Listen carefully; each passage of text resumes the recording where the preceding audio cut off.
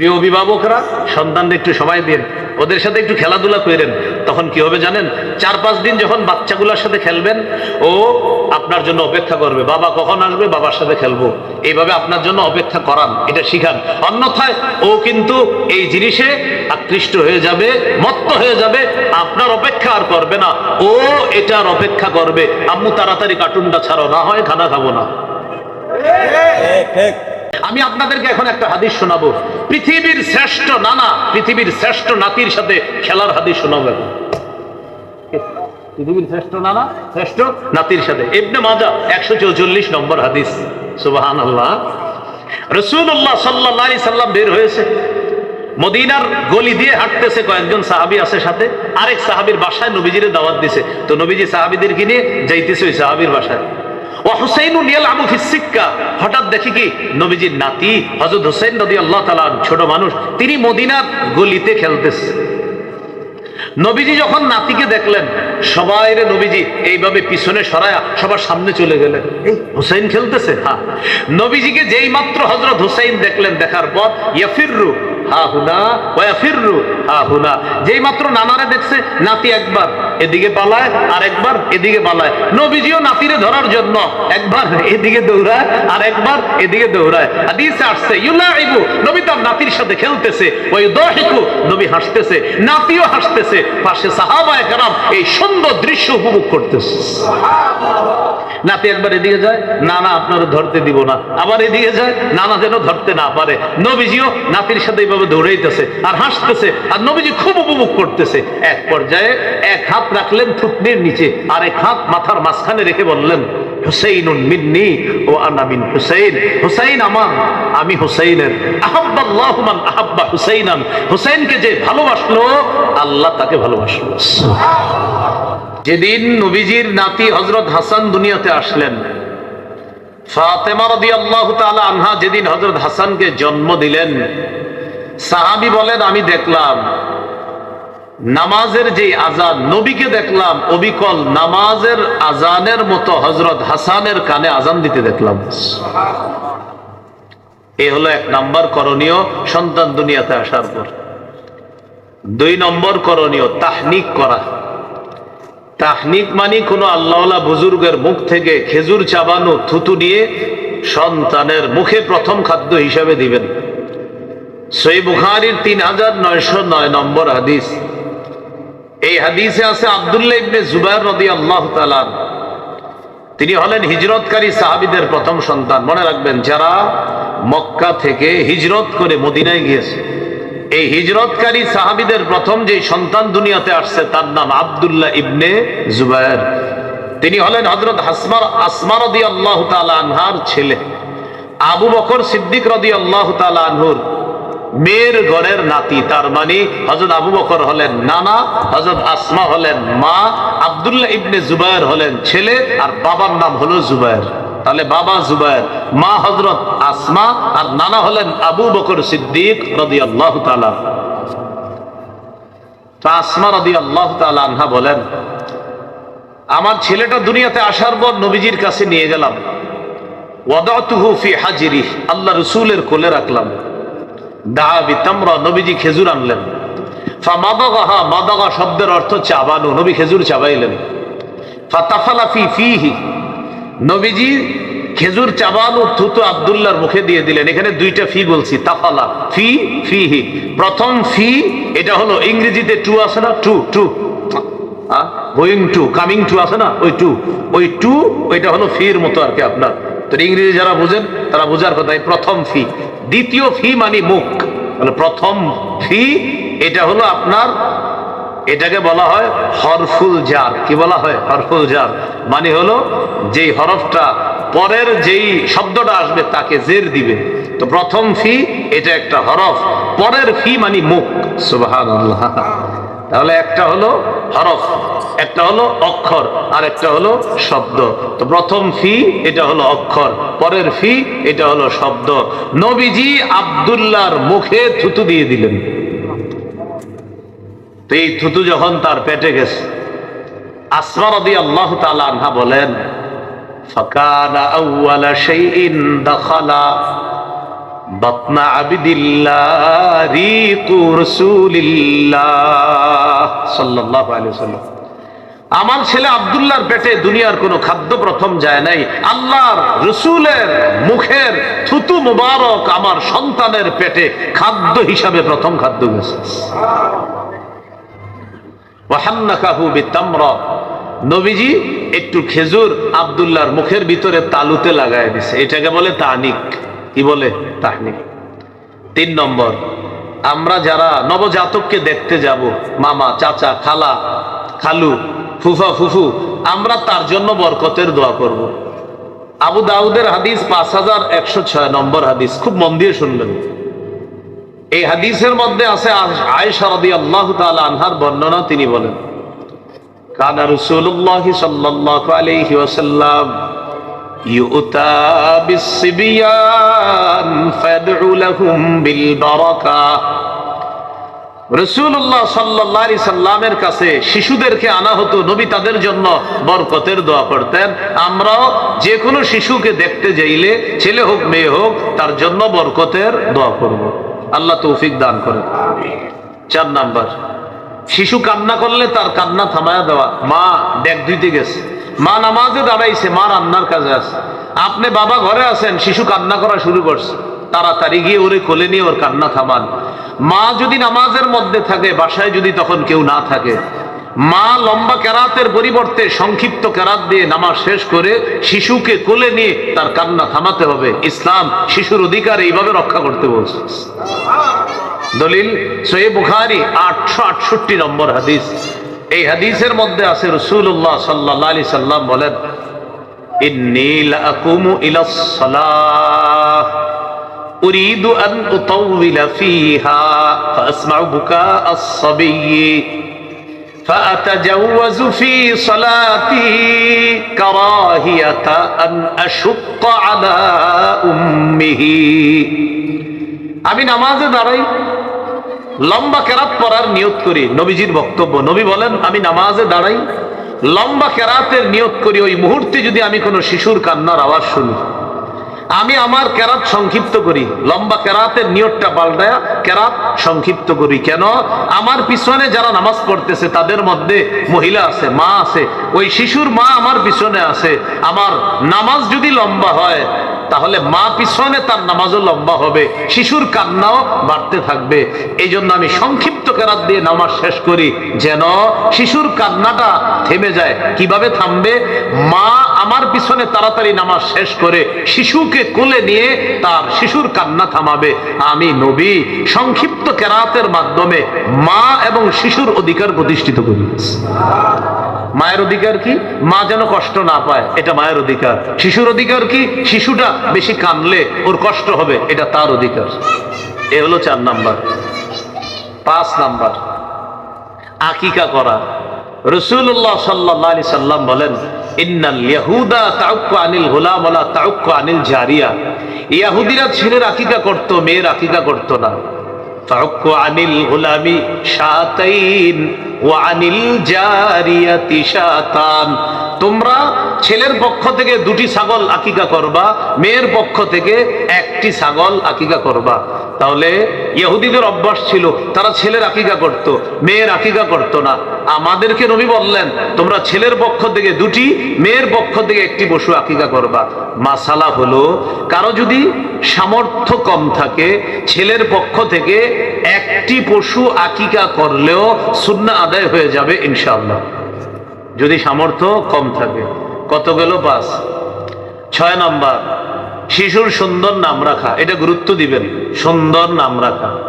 আবু দাউদের 4949 নম্বর হাদিস। قال رسول الله صلى الله عليه وسلم أحب الأسماء إلى الله عبد الله وعبد الرحمن। রাসূলুল্লাহ সাল্লাল্লাহু আলাইহি সাল্লাম বলেন, আল্লাহর কাছে সর্বাধিক পছন্দনীয় নাম হলো আব্দুল্লাহ, আব্দুর রহমান। হাদিসে আসছে, সাহাবা একরাম নবীকে জিজ্ঞাসা করলেন, হুজুর, সন্তানের জন্য মা বাবার অন্যতম করণীয় কি, আমাদেরকে একটু বলেন তো। নবীজি বললেন আইয়ুহসিনা ইসমা ওয়া ইউহসিনা আদাবা, মা বাবার জন্য কর্তব্য হলো সন্তানের সুন্দর নাম রাখা আর সন্তানকে আদর্শ সভ্য মানুষ করার জন্য সুন্দর শিষ্টাচার শিক্ষা দেওয়া, এটা মা বাবার দায়িত্ব কর্তব্য। কয় নাম্বার গেল? 6। 7 নাম্বার, শিশুকে মাঝে মাঝে সুন্দর সুন্দর নামে ডাক দিয়া ওরে একটু খুশি করার চেষ্টা করা। মনটা খারাপ, এমন কিছু বলবেন যেন ও হাসি দেয়, ওর মনটা যেন খুশি হয়ে যায়, এমন কিছু সুন্দর সুন্দর নাম ধরে তাকে ডাকা। উপনাম হতে পারে। আগে মুসলমানের মাঝে উপনামের চর্চা ছিল। উপনাম কি জানেন? আবু তাহের, আবুল কাসেম, আবু উমায়ের, এগুলাকে বলে উপনাম। এখন আমাদের মধ্যে আর এই সমস্ত চর্চা হয় না। আবু দাউদের হাদিস 4969 নম্বর হাদিস।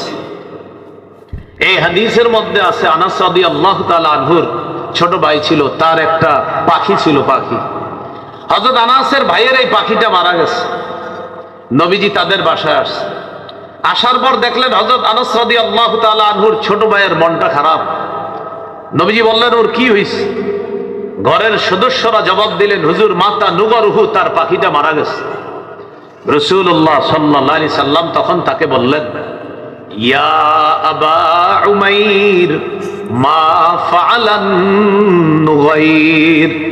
যারা আরবি বুঝেন তারা এই বাক্যের হাকিকত বুঝার কথা। নবীজি মিলায়া দুইটা বাক্য বলছেন, ইয়া আবা উমাইর মা ফাআলান নুগাইর। নবীজি বললেন ও আবু উমাইর, ওই ছোট্ট মানুষটাকে বললেন, ছোট্ট পাখিটা কি করলো? নবীজি তারা বলতেছে, ছোট্ট পাখিটা কি করলো? মারা গেল না। আহা, কি করলো পাখিটা? নবীজি তারা বলতেছে। এখন দেখেন, ছন্দের মতো দুটি বাক্য মিলায়া বললেন, ইয়া আবা উমাইর মা ফাআলান নুগাইর। এইভাবে বাক্য দুইটা নবীজি সুন্দরভাবে মিলিয়ে বলার কারণে পাখি হারিয়ে যে তার মন খারাপ ছিল, সাথে সাথে ওর মন উৎফুল্ল হয়ে গেছে। আল্লাহ রাসূল তারে খুশি করে দিচ্ছে। এগুলো 7 নাম্বার। 8 নাম্বার দেখেন, শিশু সন্তানকে যখন হাঁটা শিখাবেন, হাঁটা শিখানোর সময় যেন ওর হাঁটুতে কষ্ট না পায়।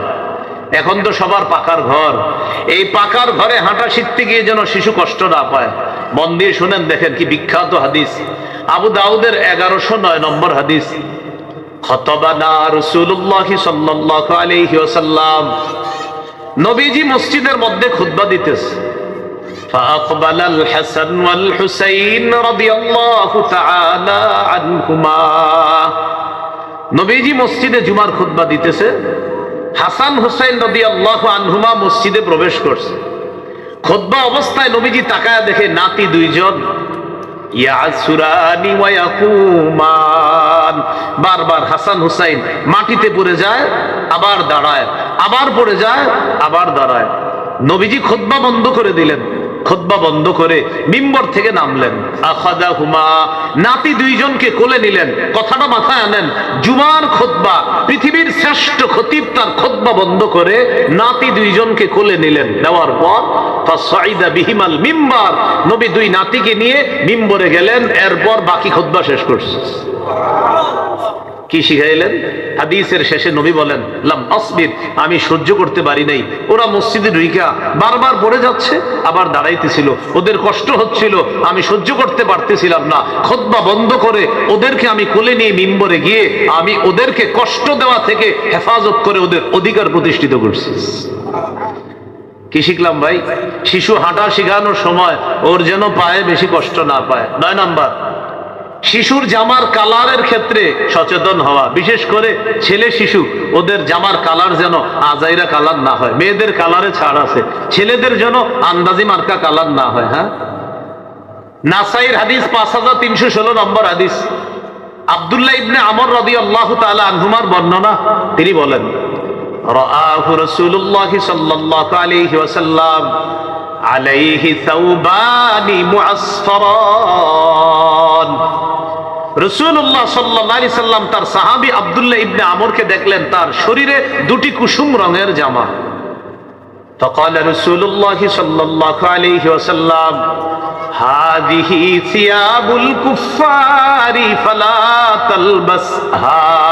আব্দুল্লাহ, এগুলা কি জামা পরছো? এগুলা কাফের কাফেরদের পোশাক না আর পরবা না, এগুলা খুলে ফেলো, এই জামা আর পরিধান করবা না। ভাই, একজন পুরুষের গায়ে নবী দেখলেন কুসুম রঙের জামা, নবী বললেন এগুলো কি পরছো তুমি, খোলো, এগুলো আর পরবা না। তাহলে ছেলেদের ক্ষেত্রে একটু সচেতন হওয়া। কত গেল? 9। 10 নম্বরটা আপনারা আমার সাথে একটু কষ্ট করে বলতে হবে। বলবেন? বলেন। শৈশব থেকে এমন পোশাকে অভ্যস্ত করা যে পোশাক সতর ঢেকে রাখে। এই কথাটা গুরুত্ব দিবেন। শিশুর সতরের কি মাসালা? ওর তো কোনো গুনাহ নাই, কিন্তু ওরে ছোটবেলা থেকে শিখাবেন। ও যখন হাঁটু ঢাইকা প্যান্ট পরা শিখবে, মাশাআল্লাহ, আল্লাহ চাইলেও যখন লম্বা হবে ওর প্যান্টটা ছোট হবে। দেখবেন শিশুর প্যান্ট যখন ছোট হয় ও প্যান্ট খালি টানতে থাকে হাঁটু ঢাকার জন্য। কেন? এতদিন ওর হাঁটু ঢাকা ছিল, হঠাৎ ওর হাঁটু ঢাকা নাই, এই জন্য খালি প্যান্ট টানে। আপনি শুকরিয়া আদায় করবেন যে আমাদের রব আপনার সন্তানের মস্তিষ্কে অসাধারণ একটা বিষয় আল্লাহ তাআলা ফিট করে দিয়েছে, যে ওর মস্তিষ্কে বসে গিয়েছে যে আমি মুসলমানের সন্তান, মুসলমান, আমার হাঁটুটা ঢাকা রাখতে হয়। ওর মস্তিষ্কে আল্লাহ এটা ঢুকিয়ে দিচ্ছে। এই জন্য শৈশব থেকে এটা প্র্যাকটিস করা। সূরা আরাফের 26 নম্বর আয়াতে আল্লাহ বলেন, ইয়া বানি আদম কদ আনজালনা আলাইকুম লিবাসা ইউয়ারি সাওআতিকুম ওয়ারিশা। হে আদম সন্তান, আমি তোমাদেরকে এমন পোশাক দিলাম যে পোশাক তোমাদের লজ্জাস্থান ঢেকে রাখে, যে পোশাক সৌন্দর্যতার কারণ। ওয়ালিবাসুত তাকওয়া যালিকা খায়র। আল্লাহ বলেন তাকওয়ার পোশাক সর্বোত্তম পোশাক। আল্লাহ আমাদেরকে কথাটা গুরুত্ব সহকারে নেওয়ার তৌফিক দান করেন। 11 নাম্বার, সাদা পোশাকে অভ্যস্ত করা। সাদা পোশাক সর্বোত্তম পোশাক। অন্য কালার পরা যাবে, বাকি সাদা কালার সর্বোত্তম কালার। আবু দাউদের হাদিস 4061 নম্বর হাদিস। এই হাদিসের মধ্যে আছে, قال رسول الله صلى الله عليه وسلم البسوا من ثيابكم البياض فإنها خير ثيابكم। রাসূলুল্লাহ সাল্লাল্লাহু আলাইহি সাল্লাম বলেন, তোমরা তোমাদের পোশাকের মধ্য থেকে সাদা পোশাক পরো। কেন? সাদা পোশাক সর্বোত্তম পোশাক। ওয়াকাফিনু ফিহা মাউতাকুম। তোমাদের মধ্যে যারা মারা যায় তাদেরকে সাদা পোশাকে কাফন দিবা। কি শিখলাম? জীবিতরা সাদা পোশাক পরবা, মৃতদেরকেও সাদা পোশাক পরাবা। এখান থেকে একটা শিক্ষা আছে। আমরা যারা জীবিত আছি সাদা পোশাকের দিকে মাঝে মাঝে তাকাইবেন আর চিন্তা করবেন, আমি যদি একটু পরে মারা যাই, ঠিক কিছুক্ষণ পরে আমার স্বজনরা আমারে এই সাদা পোশাকেই কবরে রেখে আসবে। এটা যেন আপনাকে মৃত্যুর কথা স্মরণ করায় দেয়। এগুলো 11 নাম্বার। 12 নাম্বার গুরুত্বপূর্ণ অংশ। 12 নাম্বার, শিশুকে এমন পোশাকে অভ্যস্ত না করা যে পোশাক থেকে অহংকারের গন্ধ বের হয়। আপনার সন্তান খুব দামি একটা পোশাক পরছে, সে গিয়ে এমন শিশুদের সাথে মিশছে যে শিশুরা আপনার কম দামি জামা পরা। এখন ও গিয়ে ওদের সাথে বলতেছে, এইগুলা কি পরছো তোমরা, দেখছো আমার বাবা কি কিনে দিছে। আপনার সন্তান যেন এটা কখনো না বলে, খুব সতর্ক থাকবেন। আপনার সন্তান যাদের সাথে মিশতেছে ওদের ব্যাপারটা একটু মাথায় রেখে আপনার সন্তানটাকে চালানোর চেষ্টা করবেন। ও যেন কখনোই অহংকারী না হয়, অহংকারের পোশাক যেন ওর শরীরে না আছে। দেখেন আপনার সামর্থ্য আছে, অনেক টাকার জামা পরানোর সামর্থ্য আছে, এটা আমি স্বীকার করছি, কিন্তু আমি বলছি পোশাক যেন ওকে অহংকারী না বানায়। এটা হলো উদ্দেশ্য। 12 নাম্বার গেল এটা। হাদিসের মধ্যে রাসূলুল্লাহ সাল্লাল্লাহু আলাইহি সাল্লাম বলেন, কুলু ওয়াশরাবু ওয়াতাসাদ্দাকু ওয়ালবাসু মা লাম ইউখালিতু ইসরাফুন আও মাখিলা। তোমরা খাও, তোমরা পান করো, তোমরা দান করো, তোমরা পোশাক পরিধান করো, যতক্ষণ অপচয়ের কারণ না হয়, যতক্ষণ অহংকারের কারণ না হয়। উম্মত পানাহার করো, পানাহার যেন তোমাকে অপচয়কারী না বানায়, অহংকারী না বানায়। উম্মত তুমি দান করো, দান যেন তোমাকে অহংকারী না বানায়। উম্মত তুমি পোশাক পরিধান করো, শোনো পোশাক যেন তোমাদেরকে অহংকারী না বানায়, অপচয়কারী না বানায়। আমাদের নবীর এই উপদেশটা গুরুত্ব সহকারে নিয়ে বাস্তব জীবনে আমলে আনার তৌফিক দান করেন। কত গেল? 12। সংখ্যাগুলো একটু গণনা রেখেন, মাঝে যদি আমি উলট পালট করে ফেলি নিয়ে আসবেন। কত গেল? 12। 13 নম্বর, এটা একটু বলতে হবে কষ্ট করে আমার সাথে বলেন। ছেলে শিশুকে রেশম থেকে দূরে রাখা, স্বর্ণ থেকে দূরে রাখা। কাকে? ছেলে শিশুকে রেশম থেকে দূরে রাখা, স্বর্ণ থেকে দূরে রাখা। قال رسول الله صلى الله عليه وسلم وحل الذهب والحرير لأناس أمتي وحرم على ذكورها রাসূলুল্লাহ সাল্লাল্লাহু আলাইহি সাল্লাম বলেন, আমার উম্মতের মেয়েদের জন্য রেশম হালাল, স্বর্ণ হালাল। আমার উম্মতের ছেলেদের জন্য রেশম হারাম, স্বর্ণ হারাম। আমার উম্মতের ছেলেদের জন্য রেশম হারাম, স্বর্ণ হারাম। তাহলে শৈশব থেকে ওরে এগুলা থেকে দূরে রাখা। 14 নাম্বার, সবকিছু ডান দিক থেকে করার শিক্ষা দেওয়া। সহিহ বুখারীর 168 নম্বর হাদিস। এই হাদিসের মধ্যে আছে, কানা রাসূলুল্লাহ সাল্লাল্লাহু আলাইহি ওয়াসাল্লাম ইউজিবুহু তায়াম্মুনু ফিত তানাউলি ওয়াত তারাজ্জুলি ওয়া তুহুরিহি ওয়া ফি শানিহি কুল্লি। নবীজি জুতা পরা, মাথা আশ্রানো, পবিত্রতা অর্জন করা, এমনকি সব কিছু তিনি ডান দিক থেকে করা পছন্দ করতেন। সন্তানকে কিছু দিবেন, ও বাম হাত দিলে আপনি মাথা নাড়ায় বলবেন, এবার ওরে ডান হাত শিখাবেন এইভাবে। এরপরে দিতে দিতে একদিন ও আপনারে বাম হাত দিয়ে ও নিজেই মাথা নাড়াবে, একদিন এমন করবে, ডান হাত দিবে এইভাবে। শুকরিয়া আদায় করবেন যে আমার সন্তানের মস্তিষ্কে আল্লাহ ডান আর বামের গুরুত্বটা আল্লাহ, পার্থক্যটা আল্লাহ ওর মস্তিষ্কে বসায় দিচ্ছে। এইভাবে ওরে ডানের গুরুত্ব শিক্ষা দেওয়া। কত গেল? 14। 15 নাম্বার, আল্লাহু আকবার পড়েন। কেন আল্লাহু আকবার বললাম? আমাদের নবী আমাদেরকে জুতা পরাও শিখিয়ে দিয়েছে। সুবহানাল্লাহ। 15 নাম্বার, শিশুকে জুতা পরানো শিখানো। قال رسول الله صلى الله عليه وسلم لا تمشي في نعل واحد। রাসূলুল্লাহ সাল্লাল্লাহু আলাইহি সাল্লাম বলেন, এক পায়ে জুতা পরিধান করবা না। বুখারীর বর্ণনা লিউনইলহুমা জামিআ আও লিহফিহিমা জামিআ, হয়তো দুই পায়ে জুতা রাখবা, না হয় দুই পা খোলা রাখবা। শিশুকে যদি এক পায়ে জুতা পরান আর এক পা খালি রাখেন, বারবার উপরে যাবে, অ্যাক্সিডেন্টের সম্ভাবনা আছে।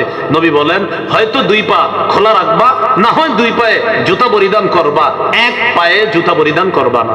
এই গেল 15। 16 নাম্বার, শিশুকে তাওহীদ শিক্ষা দেওয়া।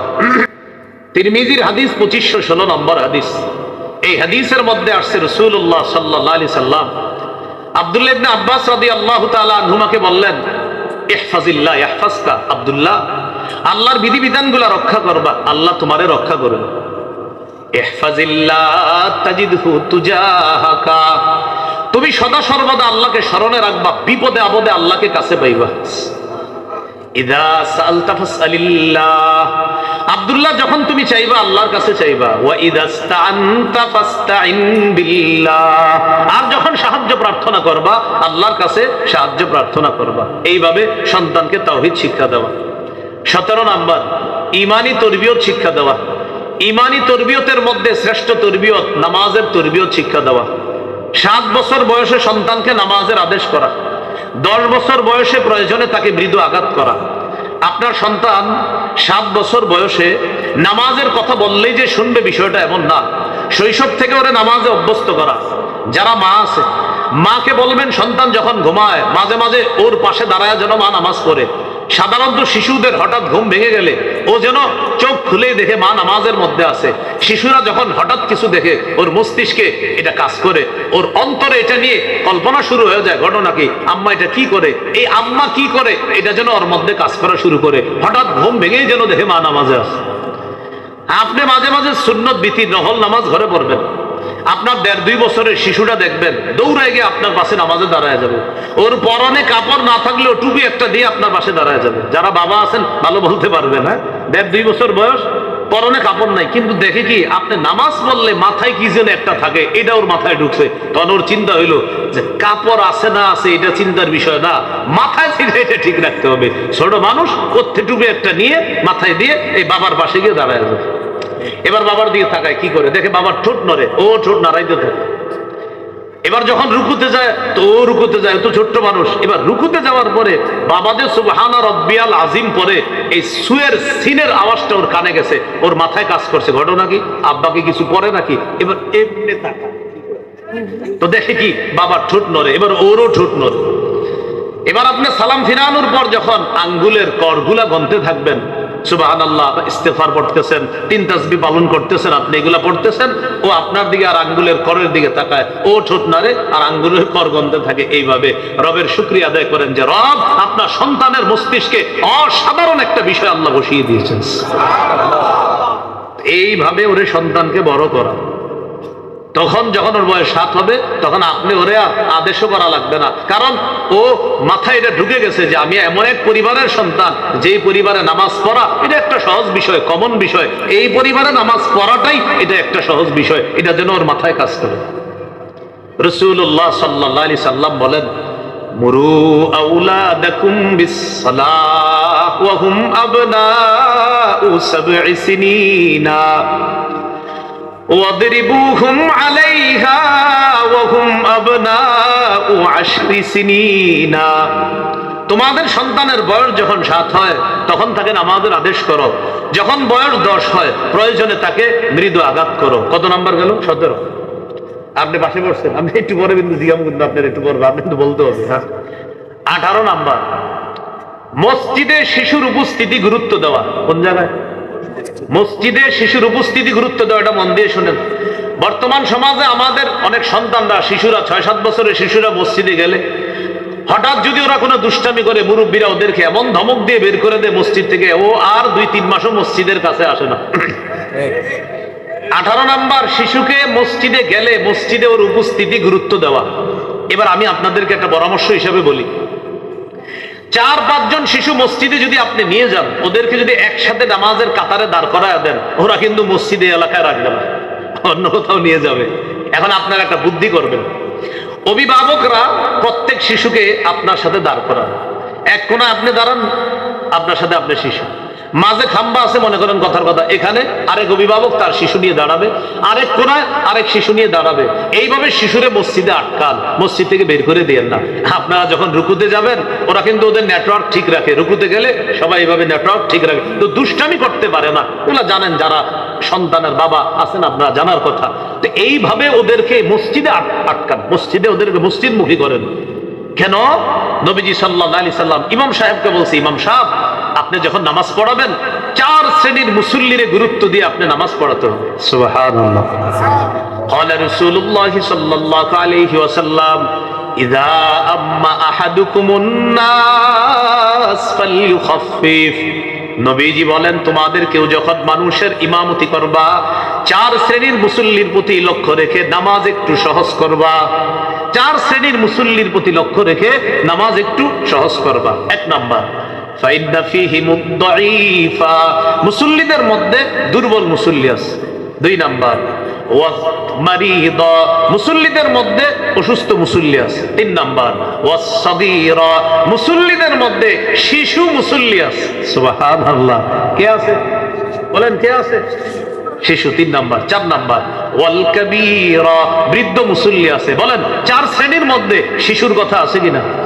এখন বলেন, ইমাম সাহেবরে নবী বলছে 4 শ্রেণীর প্রতি গুরুত্ব দিয়ে নামাজটা একটু সহজ করেন, 4 শ্রেণীর মধ্যে শিশু আছে। তাহলে শিশুকে মসজিদে নবী আটকাতে বললেন না বের করে দিতে বললেন? আল্লাহ আমাদেরকে কথাগুলা গুরুত্ব সহকারে অনুধাবন করে এই 18 নম্বর অধিকার, শিশুকে মসজিদে তার উপস্থিতি গুরুত্ব দিয়ে এখন থেকে আমরা শিশুদের উপস্থিতি মসজিদে বাড়ানোর চেষ্টা করব। তবে দুষ্টামি যেন তারা না করে ওই কৌশলটা আমরা অবলম্বন করব, অভিভাবক পাশে থাকার চেষ্টা করব। আল্লাহ কথাগুলা মনে রাখার তৌফিক দান করুন। 19 নম্বর, শিশুকে কোরআন শিক্ষা দেওয়া। আজকে আপনারা যে মাহফিলটা করছেন, মাশাআল্লাহ, আল্লাহ আপনাদেরকে সওয়াব দান করেন, উভয় জগতে জাযায়ে খায়ের দান করেন। কিন্তু জানেন আপনারা, এরকম 100 মাহফিল করলে আল্লাহর কাছে যত পুরস্কার পাবেন, এর চেয়ে বেশি পুরস্কার পাবেন মসজিদের বক্তব্যগুলারে যদি জিন্দা করেন। মসজিদের কি জিন্দা করলে? সবাই জোরে বলেন কি? আগে বাংলাদেশের মসজিদের বক্তব্যগুলাতে সকালবেলা 150-200 ছাত্রছাত্রী হইতো, কিন্তু এখন দেখেন মসজিদের মক্তবগুলাতে ওই পরিমাণ ছাত্রছাত্রী হয় না। সকালবেলা মাইক দিয়ে হুজুরে ঘোষণা করে, মক্তবের ছাত্রছাত্রীরা তোমরা মক্তবে চলে আসো, এইভাবে ঘোষণা করে। এই জন্য আজকের মাহফিলের আয়োজক যারা আছেন, নিঃসন্দেহে আপনারা এই মসজিদের সাথেও সম্পৃক্ত আছেন। আপনারা এই এলাকার যত মসজিদ আছে, মসজিদের মক্তবের গুরুত্বগুলা বাড়ান। কেন? একজন আলেম, উনি আলেম হয় মাদ্রাসায় পড়ে, মাদ্রাসায় মক্তব আছে, তিনি মক্তবে পড়ে, তারপর হেফজখানায় পড়ে, তারপর মাওলানা হয়, মুফতি মুহাদ্দিস হয়। কিন্তু আপনার এলাকার যে মেয়েটা ডাক্তার হবে, আপনার এলাকার যে ছেলেটা ইঞ্জিনিয়ার হবে, ব্যারিস্টার হবে, পুলিশের বড় পদে যাবে, আর্মির বড় পদে যাবে, এই সন্তানটা বিশুদ্ধ কোরআন শিখবে মসজিদের মক্তব থেকে। এই জন্য মসজিদের মক্তব থেকে একজন আর্মি, একজন পুলিশ, একজন র্যাব, একজন ডাক্তার, ইঞ্জিনিয়ার, ব্যারিস্টার, একটা মেয়ে শিশু থাকা অবস্থায় তারা এই মসজিদ থেকে বিশুদ্ধভাবে যেন কোরআন শিখতে পারে, এটা আজকের মাহফিলের দায়িত্বশীল যারা আছেন আমি আপনাদেরকে বলবো, আল্লাহর হস্তে মুসলমানের সন্তানকে শৈশবে বিশুদ্ধ কোরআন শিক্ষা দেওয়ার ব্যাপকভাবে একটু চিন্তা করেন। বিশেষভাবে না, ব্যাপকভাবে। আবার বলছি, বিশেষভাবে না, ব্যাপকভাবে। ব্যাপক বলতে মানে সবাই বিশুদ্ধ কোরআন শিখবে, এটা ব্যাপকতা। আর বিশেষ চিন্তা করবেন যে এক শ্রেণীর মানুষ আলেম হবে, এটা বিশেষ চিন্তা। আর ব্যাপক চিন্তা, প্রত্যেকটা মুসলমানের সন্তান বিশুদ্ধ কোরআন শিখবে। মনে থাকবেন ইনশাআল্লাহ। মঞ্চে ওলামায়ে হযরত আছেন, ইমাম সাহেবরা আছেন, আমি আপনাদেরকে হাত পা জোর করে আমি আপনাদেরকে পায়ে ধরে বলবো এরকম করেন। আপনারা এই মাহফিলে আমারে যত সহজে পেয়ে যাবেন, বক্তব্য করেন, ওই বক্তব্যের ছোট্ট কোথাও দাওয়াত দিয়ে এর চেয়ে আরো সহজে পেয়ে যাবেন ইনশাআল্লাহ। আপনারা বক্তব্য করেন, মসজিদের বক্তব্যগুলো জিন্দা করেন, ইনশাআল্লাহ জিন্দা করেন। 7-8 জন 10-12 দিন দিয়ে শুরু করেন, ওদের সামনে আমারে নিয়ে আসেন, আমি ওদের সামনে কথা বলবো ইনশাআল্লাহ। তো মসজিদের বক্তব্যগুলা আল্লাহর রাস্তে আপনারা জিন্দা করেন, আল্লাহ তৌফিক দান করেন।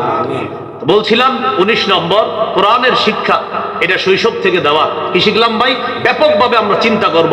আমারই আপনারা চিন্তা করবেন, এই নবীনগরের প্রত্যেকটা মুসলমানের সন্তান বিশুদ্ধ কোরআন শিখতে হবে, এটা আমরা মাথায় রাখতে হবে ইনশাআল্লাহ। তিরমিজির হাদিস 2909 নম্বর হাদিস। এই হাদিসের মধ্যে আছে রাসূলুল্লাহ সাল্লাল্লাহু আলাইহি সাল্লাম বলেন, খায়রুকুম মান তাআল্লামাল কুরআনা ওয়া আল্লামা। তোমাদের মধ্যে সর্বোত্তম ওই ব্যক্তি যে কোরআন শিখে অন্যকে শিখায়। দেখেন না কি সুন্দর করে শিখায় সকালবেলা হুজুরে। হামজা লাম জবর আল, হামিম জবর হাম, আল হাম, দাল পেশ দু, আলহামদু। ছোট্ট একটা ব্যাত নিয়ে কি মনে পড়ে জীবনগুলা। আব্দুর রহিম এদিকে পর, তুই পর।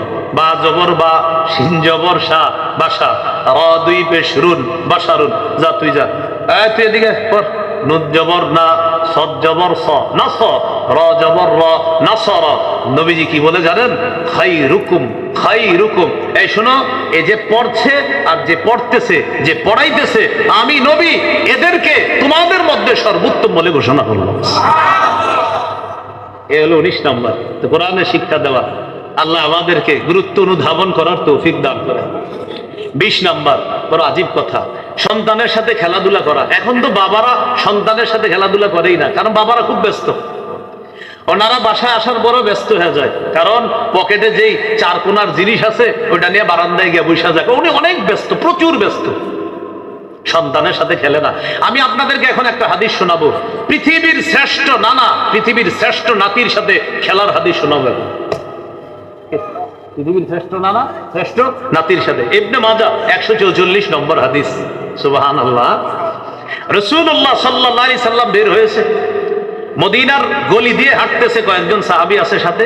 আরেক সাহাবীর বাসায় নবীজির দাওয়াত দিছে, তো নবীজি সাহাবীদেরকে নিয়ে যাইতেছে ওই সাহাবীর বাসায়। ও হুসাইনুন ইয়ালআবু ফিস সিক্কা। হঠাৎ দেখি কি নবীজির নাতি হযরত হুসাইন রাদিয়াল্লাহু তাআলা, ছোট মানুষ, তিনি মদিনার গলিতে খেলতেছে। নবীজি যখন নাতিকে দেখলেন, সবাই রে নবীজি এইভাবে পিছনে সরায়া সবার সামনে চলে গেলেন। এই হুসাইন খেলতেছে। হ্যাঁ।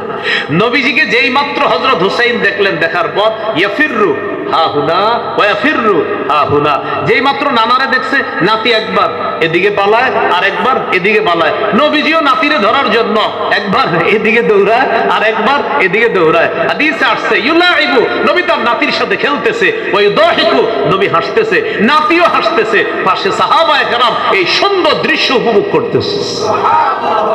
নাতি একবার এদিকে যায়, নানা আপনারা ধরতে দিব না, আবার এদিকে যায়, নানা যেন ধরতে না পারে। নবীজিও নাতির সাথে এইভাবে দৌড়াইতেছে আর হাসতেছে, আর নবীজি খুব উপভোগ করতেছে। এক পর্যায়ে এক হাত রাখলেন থুতনির নিচে, আর এক হাত মাথার মাঝখানে রেখে বললেন, হুসাইনুন মিন্নি ও আনা মিন হুসাইন। হুসাইন আমার, আমি হুসাইনের। আহাব্বাল্লাহু মান আহাব্বা হুসাইনান। হুসাইনকে যে ভালোবাসলো, আল্লাহ তাকে ভালোবাসলো।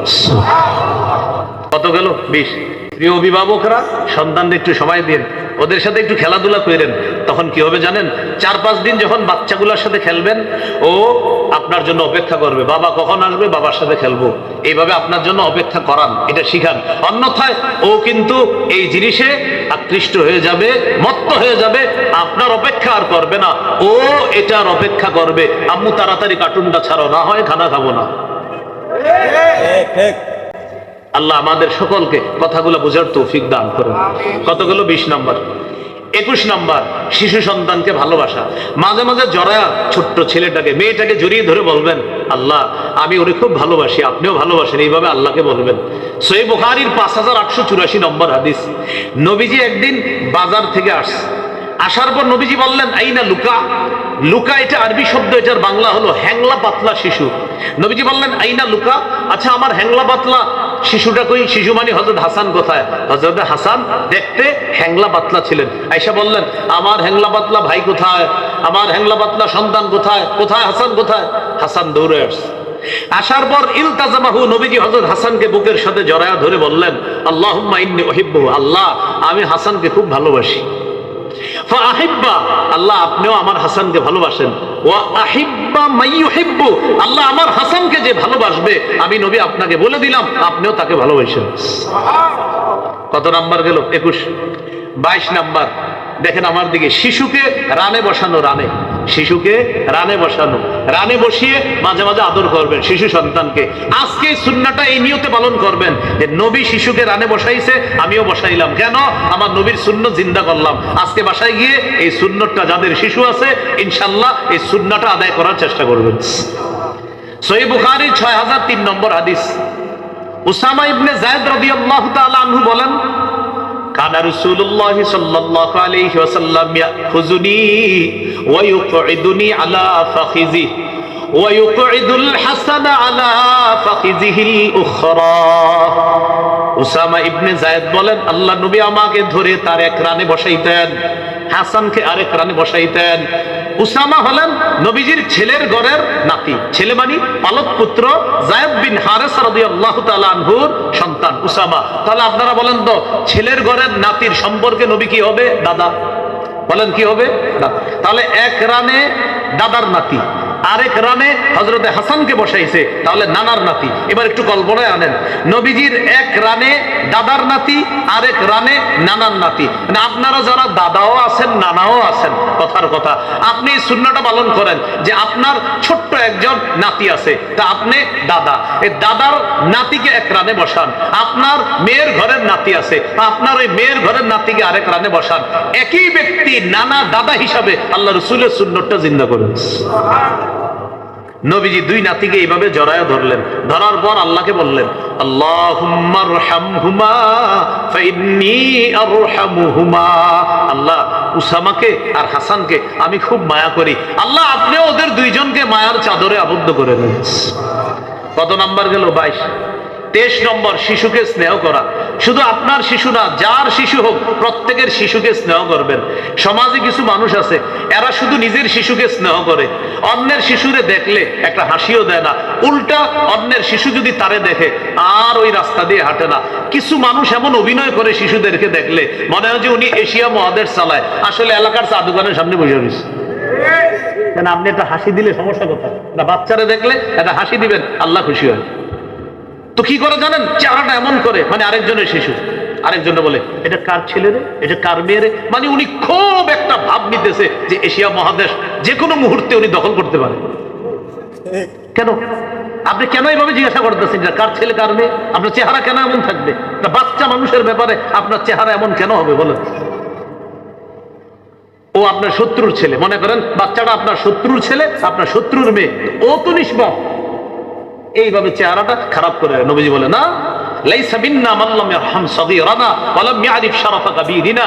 যে ব্যক্তি ছোটদেরকে স্নেহ করে না আর বড়দেরকে শ্রদ্ধা করে না, নবী বলেন তারা আমার উম্মতের অন্তর্ভুক্ত না। তিরমিজি 1920 নম্বর হাদিসে আসছে, নবী বলেন যারা ছোটকে স্নেহ করে না, বড়কে শ্রদ্ধা করে না, তারা আমাদের অন্তর্ভুক্ত না। কি শিখলাম ভাই?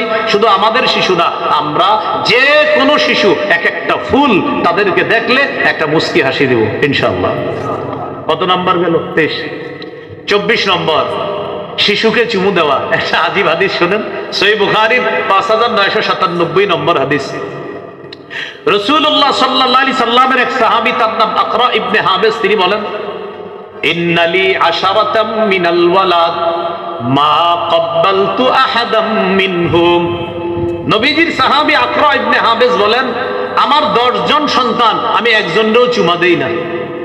নবীজির এই কথা বলছে। নবীজি বলে, এই মিয়া তুমি কি বলো? জি হুজুর, আমার 10 জন সন্তান, একজনকে আমি আদর করে চুমু দেই না। নবীজি বললেন, মান লা ইয়ারহাম লা ইউরহাম, যে দয়া করে না তাকে দয়া করা হয় না। তুমি যদি তোমার সন্তানকে মায়া না করো তো তোমাকেও তো মায়া করা হবে না। কত নাম্বার গেল? 24। 25 নাম্বার, আপনি একটা ডিলিশিয়াস খাদ্য খাইতেছেন, মানে লোভনীয় খাদ্য খাইতেছেন, একটা ভালো খাদ্য খাইতেছেন। এই খাদ্যটা শিশুর স্বাস্থ্যের জন্য ক্ষতিকারক না। এখন আপনার পাশে শিশু বসা, আপনি কি করবেন? ওরে প্রথমে দিবেন, দেওয়ার পরে যদি উপরাটা খেয়ে ফেলে আলহামদুলিল্লাহ, আর ও যদি দয়া করে আপনার একটু দেয় তাও আলহামদুলিল্লাহ, কিন্তু আগে ওরে দিবেন। কত নাম্বার? 25 নাম্বার। 25, 24 না, 24 কোন? 25, হ্যাঁ 25। হাদিসে আসছে, ইজা উতিয়া রাসূলুল্লাহ সাল্লাল্লাহু আলাইহি সাল্লাম বিবাকুরাতিল ফাকিহা, গাছের প্রথম ফলটা নবীজির কাছে হাদিয়া আনতো সাহাবীরা। গাছের প্রথম ফল নবীজি কি করতেন? এটা ওয়াদাআহা আলা আইনাইহি ওয়া শাফাতাই, নবীজি এই ফলটাকে চোখে লাগাইতেন, ঠোঁটে লাগাইতেন। সুবহানাল্লাহ। এরপর নবী ফলের দিকে তাকায় বলতেন, আল্লাহ এই প্রথম ফলেও বরকত দেন, বাগানের শেষ ফলে, গাছের শেষ ফলেও আপনি বরকত দেন। পাশে কোন শিশু থাকলে নবীজি ফলটা তারে দিয়ে দিতেন, নাও এটা তুমি খাও। সুবহানাল্লাহ। তাহলে শিশুকে খাবারের ক্ষেত্রে অগ্রাধিকার দেওয়া। কত গেল? 25। 26 নাম্বার, শিশুর সাথে বালখিল্যতা করার সুযোগ দেওয়া। দেখেন কি বললাম, শিশুকে বালখিল্যতা করার সুযোগ দেওয়া। বালখিল্যতা কাকে বলে? আপনার দাড়ি ধরে টান দিবে, আপনার টুপিটা টান দিবে, আপনার জামাটা টান দিবে। মাঝে মাঝে এরকম যদি টুপিটা টান দেয়, আপনার কাজ নাই কোনো, মনে করে টুপিটা ওরে টান দিতে দিয়েন, ও মজা পাইতেছে, ও করুক, ও একটু আপনার টুপিটা টান দেখ। আপনার মেসওয়াকটা নিয়ে যাবে, এটা করুক, ওরে এটা করতে দেন। কেন? ও আনন্দ পাচ্ছে, এটা করতে দেন। দলিল সহিহ বুখারীর বর্ণনা 5993 নম্বর হাদিস। মন দিয়ে শোনেন, এই হাদিসটা একজন নারীর হাদিস। মাশাআল্লাহ, এটা মহিলা মাদ্রাসার না মাহফিল। ওনার নাম উম্মে খালেদ। বলেন কি নাম? রাদিয়াল্লাহু তাআলা আনহা। এই সাহাবিয়া বলেন, আমি যখন ছোট ছিলাম আমার আব্বার সাথে নবীজির কাছে গেলাম। আলাইয়া কামিসুন আসফার, আমার গায়ে একটা হলুদ রঙের জামা ছিল। আমি আগেই বলছি মেয়েদের কালারে ছাড়াস, মেয়েদের কালারে ছাড়াস। তো তিনি বলেন আমার শরীরে একটা হলুদ রঙের জামা ছিল। নবী আমার জামাটা দেখে বললেন, সানা সানা। আমরা বলি না, আহ কি সুন্দর কি সুন্দর। তো নবী আমার জামা দেখে বললেন, সানা সানা। সানা সানা এটা হাবশি ভাষা। নবীজি এমনি হাবশি ভাষায় বললেন সানা সানা। এটার আরবি হলো হাসানা হাসানা, মানে সুন্দর সুন্দর। মাশাআল্লাহ, খুব সুন্দর জামা। তো বাচ্চাদের এরকম জামা দেখলে আপনিও বলবেন মাশাআল্লাহ, অনেক সুন্দর অনেক সুন্দর। কেন? আমার নবী বলছে, তো আমি বলবো, সুন্নাহ পালন করব। এবার দেখেন কি হয়েছে। ওই মেয়ে সাহাবিয়া রাদিয়াল্লাহু তাআলা আনহা, তিনি বলেন আমি ছোট মানুষ, তো আমি দেখলাম নবীজির এই কাদের এইখানে কবুতরের ডিমের মতো একটা মোহরে নবুয়ত, যেটা নবীজির শেষ নবী হওয়ার দলিল। ফাযাহাবতু আলআবু বিখাতাবিন নবুওয়া। সুবহানাল্লাহ। উনি বলেন আমি নবীর এই মোহরে নবুয়ত নিয়ে খেলা করা শুরু করলাম। নবীজির ওই মোহর নিয়ে আমি খেলা করা শুরু করলাম। জাজারানি আবি, আব্বা একটা ধমক দিছে, কি করো? নবীর মোহর নিয়ে খেলা করো। নবীজি আমার আব্বারে বললেন, দাহা, আরে রাখো না, ওরে খেলতে দাও। রাখো, দাহা, ও আমার মোহরে নবুয়ত নিয়ে খেলতেছে, ওর ভালো লাগতেছে, তুমি এমন করো কেন? ওরে খেলতে দাও। আল্লাহর হাবিব তার মোহর নিয়ে একটা ছোট্ট মেয়েকে খেলতে দিতেছে। বাবা ধমক দিছিল, নবী বললেন, দাহা, আরে ছাড়ো না, ওর ভালো লাগতেছে, ছোট্ট মানুষ, ওর মন খুশি হইতেছে, ওরে আমার মোহর নিয়ে খেলতে দাও। অভিভাবক, আপনাদেরকে হাতে পায়ে ধরে বলছি, ওই চার কোণার জিনিসটা এটা শিশুদের থেকে দূরে রাখা, ওদেরকে একটু সময় দেন, ওদের সাথে একটু খেলাধুলা করেন, ওদেরকে বালখিল্যতা করার সুযোগ দেন। আপনার মেসওয়াকটা ধরবে, আপনার দাড়ি ধরবে, আপনার টুপি ধরবে, আপনার জামাটা ধরবে, মাঝে মাঝে আপনার জামা ধরে পিছন দিয়ে টান দিবে। এগুলো ওরে সুযোগ দেন। এইভাবে সন্তানকে সময় দেওয়ার চেষ্টা করেন। আল্লাহ তৌফিক দান করেন। কত গেল? 26। 27 নাম্বার, শিশুকে বলেন, বলেন শিশুকে ভুলেও, আবার বলেন ভুলেও, শিশুর সাথে মিথ্যা বলা যাবে না। শিশুর সাথে কখনো মিথ্যা কথা বললেন না। একবার যদি ওর মাথায় ঢুকে, ও সারা জীবনই মিথ্যা কথা বলবে, ওরে মিথ্যা কথা বললেন না। আবু দাউদের হাদিস 4991 নম্বর হাদিস। এই হাদিসে আসছে আব্দুল্লাহ ইবনে আমির রাদিয়াল্লাহু তাআলা আনহু বলেন, আমি আমার বাসায়, নবীজিও আমাদের বাসায়, আমার আম্মা আমারে ডাক দিছে, আব্দুল্লাহ এদিকে আসো তো বাবা, তাআল তুতিকা, আব্বু এদিকে আসো তোমাকে কিছু দিব। আমাদের বাংলাদেশি ভাষায় বলি, বাবা এদিকে আসো তোমারে মজা দিব, আম্মু এদিকে আসো মজা দিব। আসার পর দেন নাই। এই যে দেন নাই, মিথ্যা কথা, এই কাজ ভুলেও করেন না। এবার দেখেন ঘটনা কি ঘটে হাদিসে।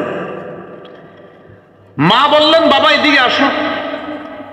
উতিকা, আমি তোমারে কিছু দিব। নবীজি ওই পাশ থেকে আওয়াজ শুনে ফেলছে। নবীজি বললেন, এই মা আরাদতি আন তুতিহি, আচ্ছা তুমি তোমার ছেলেরে আসলে কিছু দিবা? কি দেওয়ার ইচ্ছা করছো বলো তো? ওই মহিলা বললেন, উতিহি তামার, হুজুর তাকে আমি খেজুর দিব। নবীজি বললেন, আসলে খেজুর দিবা তো? বললেন, জি হুজুর আসলে খেজুর দিব। নবী বললেন, লাউলাম তুতিহি শাইআ, তুমি যদি তোমার সন্তানকে এইভাবে আদর করে ডাকার পর কিছু না দিতা, কুতিবাত মিনকা ইনদাল্লাহি কাযিবা, তোমার নামে আল্লাহর কাছে একটা মিথ্যা কথা লেখা হতো। সবাই টেনশনে করে গেছে এখন যারা আছে, কারণ এই মিথ্যা কথা জীবনে প্রচুর হয়েছে, ঠিক না? এই যে সবাই টেনশনে পড়ছেন, কারণ কত বলছেন চিপস কিনে দিবেন, দেন নাই। চলো চলো তোমার খেলনাটা কিনে দিচ্ছি, দেন নাই। কত বলছেন মজা কিনে দিব, আপনি দেন নাই।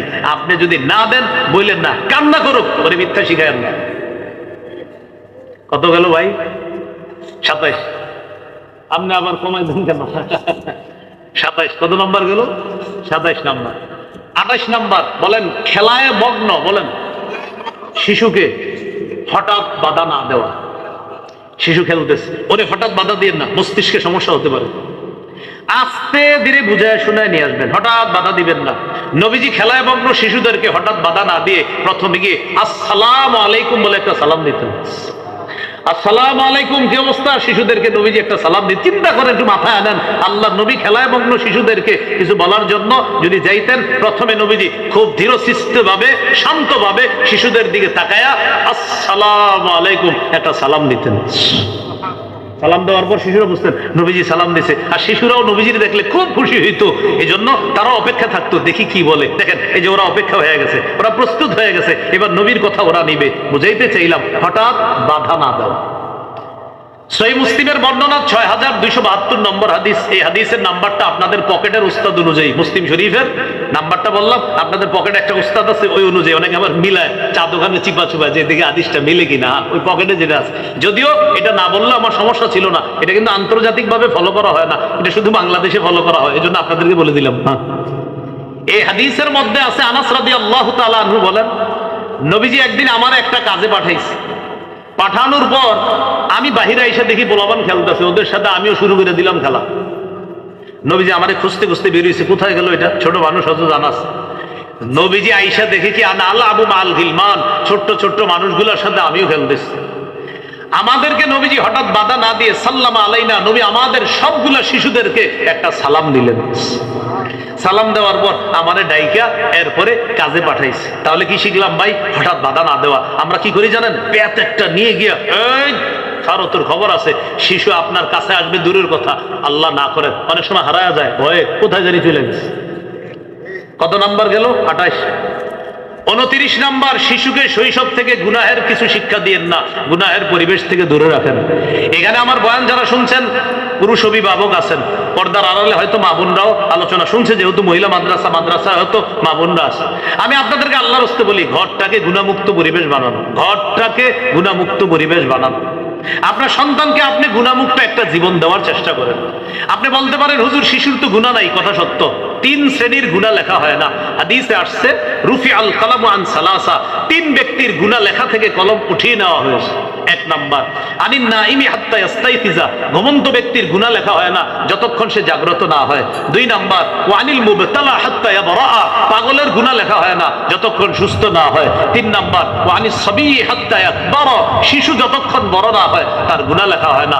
এই কথা সত্য, কিন্তু শিশুরে যদি গুনাহ শিখান, আরবি প্রবাদ আছে আত-তালিমু ফিস সিগর কান-নকশি ফিল হাজার, পাথরে খোদাই করা যেমন, শিশুর শৈশবে শিক্ষাটাও তেমন। পাথরে খোদাই করা যেমন, শৈশবে শিশুর শিক্ষাটাও তেমন। গুনাহ যদি ওর মাথায় খোদাই হয়ে যায়, তাহলে কিন্তু গুনাহ ওর মস্তিষ্কে বসে যাবে। তাই শৈশব থেকে গুনাহ শিখায়েন না। কত গেল? 29। 30 নাম্বার, শিশুকে মা থেকে আলাদা করেন না। বাবার বাড়িতে ঝগড়া হয়েছে, দাদার বাড়ির লোকেরা হুমকি দেয়, বেশি ফাইজলামি করলে সন্তানের মুখ কিন্তু দেখবা না। বাহ কি হুমকি দিল, মা 10 মাস 10 দিন রাখছে উনি, আর হেরে হুমকি দেয় তোমারে সন্তান থেকে আলাদা করে দিব। আপনি শরম করলো না এই কথাটা বলতো? যে শিশুটারে উনি 10 মাস 10 দিন রাখলো, হইতে পারে একটা ঝগড়া হয়ে গেছে তার সাথে, যে ঝগড়া এই হুমকি আসবে কেন?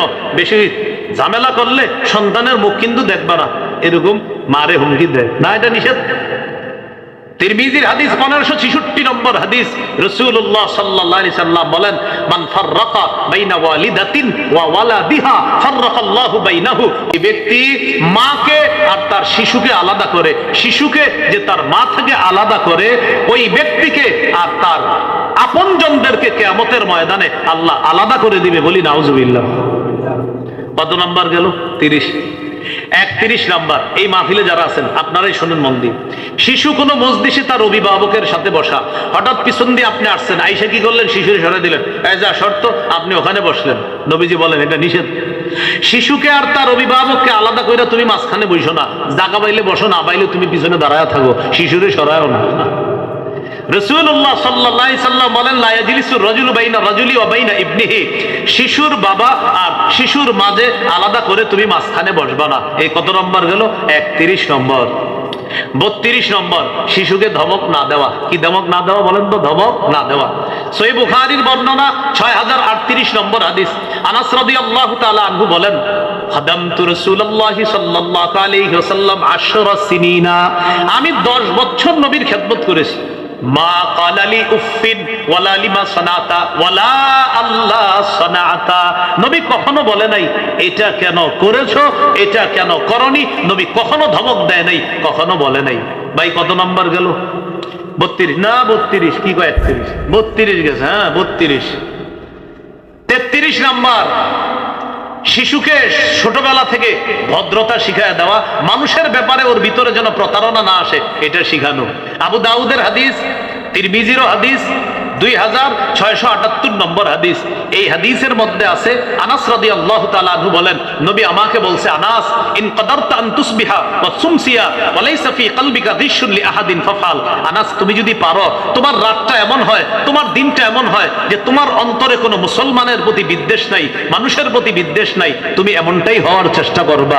আনাস তোমার ভিতরে কারো প্রতি খারাপ বিদ্বেষ রাখবা না। যদি এমনটা করতে পারো, এটা যদি করতে পারো, আমার সুন্নাহ জিন্দা করলা, আর আমার সুন্নাহ যদি জিন্দা করতে পারো, জান্নাতে ওই ব্যক্তি আমার সাথে থাকবে। কত গেল? 33। 34 নম্বর, শিশুর জন্য দোয়া করা। বলেন শিশুর জন্য কি করা? দোয়া করা। সহিহ বুখারী 6344 নম্বর হাদিস। এই হাদিসে আসছে হযরত আনাসের মা, আনাস রাদিয়াল্লাহু তাআলা আনহুর মা নবীজিকে বললেন, হুজুর আপনার খাদেম আনাসের জন্য একটু দোয়া করেন। নবী বললেন, আল্লাহুম্মা আকসির মালা আকসির ওয়ালাদা। আল্লাহ আনাসের সম্পদ বাড়ায়া দেন, আনাসের সম্পদ বাড়ায়া দেন, সন্তান বাড়ায়া দেন। ওয়া বারিক লাহু ফিমা আতাইতা। আনাসকে যে সম্পদ আর সন্তান দান করবেন, এটাতে আল্লাহ আপনি বরকত দিয়ে দেন। কত নাম্বার গেল? 34 নম্বর। কত নাম্বার গেল? এই 34টা হলো শিশুর শৈশব থেকে মোটামুটি অধিকার। আরো বাকি আছে 30টা। 34-এ আর 30-এ কত হয়? 64টা। বাকি 30টা আপনারা আমার সংকলনটা যাদের কাছে আছে পড়ে নিবেন ইনশাআল্লাহ। বাকি 30টা শেষ করা মোটেই সম্ভব হবে না, শেষ হবে না। 34টা মোটামুটি শৈশবের অধিকার। এইভাবে তাদের জন্য আমরা দোয়া করব, তাদের বিরুদ্ধে বদদোয়া না করা।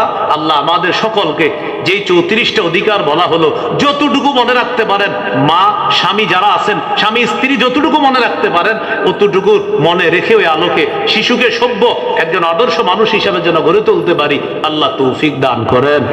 আমার একটা সংকলন আছে, মিম্বরে আমানত। এই সংকলনের প্রথম খণ্ডে আপনি 64টা অধিকার আপনি পাবেন প্রথম খণ্ডে। দ্বিতীয় খণ্ডে পাবেন শিরিক বেদাত সম্পর্কে শিশুকে সচেতন করা, এটা দ্বিতীয় খণ্ডে পাবেন। আপনি শৈশব থেকে শিরিক থেকে দূরে থাকবেন। আপনার শিশু যেন আপনার বলে, বাবা তুমি এটা থেকে দূরে থাকছো কেন? আপনি তখন সাথে সাথে বলবেন, এটা গেলে আল্লাহ গুনাহ দেয়, এটা ওরে শিখাবেন, ও যেন এটা থেকে দূরে থাকে। বেদাত থেকে দূরে থাকবেন, এটা যেন শিশু শিখতে পারে। অনেক বেদাতিরা দেখছি তার বেদাতি সন্তানকে পাশে নিয়ে হেও বেদাত করে, সন্তানও বেদাতি করে, ছোট্ট সন্তান। আবার বলে কি বলে জানেন?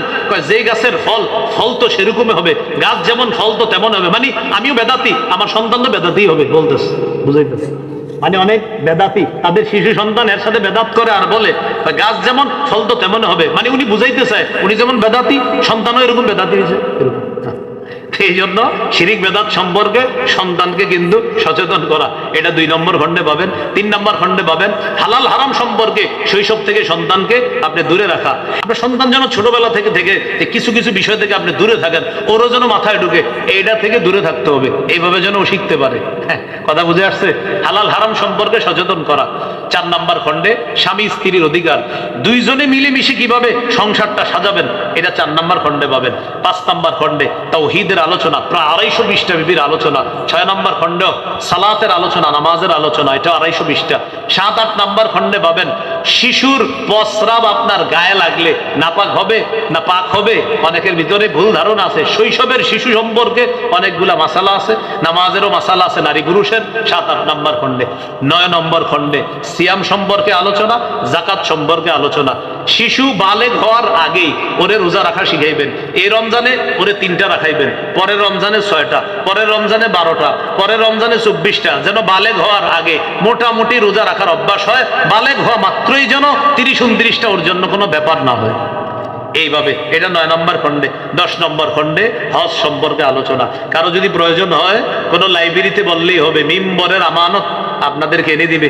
এখানে আমাদের ড্রাইভার ভাইয়ের কাছে যদি 10 খণ্ড থাকে, ওনার কাছ থেকে সংগ্রহ করতে পারেন, ওনার কাছ থেকে একটু সাশ্রয়ী মূল্যে পাবেন। মিম্বরের আমানত 10 খণ্ড, সবগুলো খণ্ড থাকলে সবগুলোই সংগ্রহ করে নেন।